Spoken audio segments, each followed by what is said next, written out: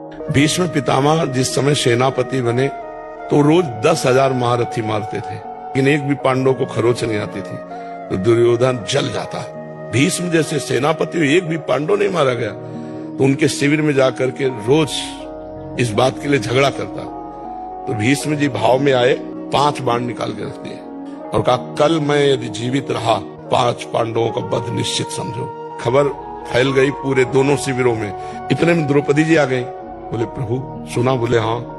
द्रौपदी जी का अच्छा अपने दासी के कपड़े लाओ। भगवान ने दासी के वस्त्र पहने। द्रौपदी का आगे आगे चलो भीष्म पितामह के शिविर की तरफ। सीधे भीष्म जी के सामने गए। वो संध्या के समय जप कर रहे थे, जाकर प्रणाम किया पितामह। तो उनको भी यही बात समझ में आई कि दुर्योधन की पत्नी आई है, का सौभाग्यवती भव। संध्या का समय था।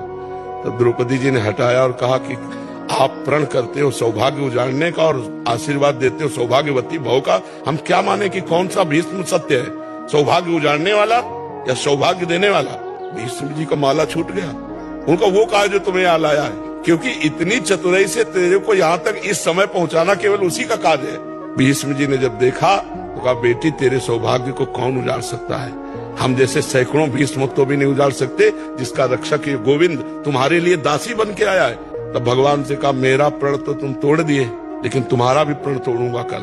तुमने कहा युद्ध में अस्त्र ग्रहण नहीं करूंगा और कल मैं गंगा का पुत्र नहीं कहूंगा अगर तुमसे अस्त्र न ग्रहण करा। तो भगवान ने कहा ये तो बात हो जाएगी। प्रभु अगर जीवित रहा तो मैं बाण संधान करूंगा पांडवों के ऊपर। तो आप ये करना कि जो ही मैं युद्ध क्षेत्र में जाऊं कल, तो सामने शिखंडी को खड़ा कर देना। शिखंडी आज भी मेरी दृष्टि में अंबा है और मैं स्त्री पर कभी बाण नहीं चलाता। इतने में अर्जुन से कह देना मुझे बाणों की सैया पे सुला दे। अब भगवान लौट करके आए तो देखा पांडव चैन से सो रहे हैं। तो पांडवों को जगाया। उनको भीष्म ने प्रतिज्ञा की है 5 पांडवों को मारने की। बोले हाँ पता है। बोले तुम चैन से सो क्यों रहे हो? बोले जिसके तुम रक्षक हो तो चैन से हम सोए। आप खुद व्यवस्था करो।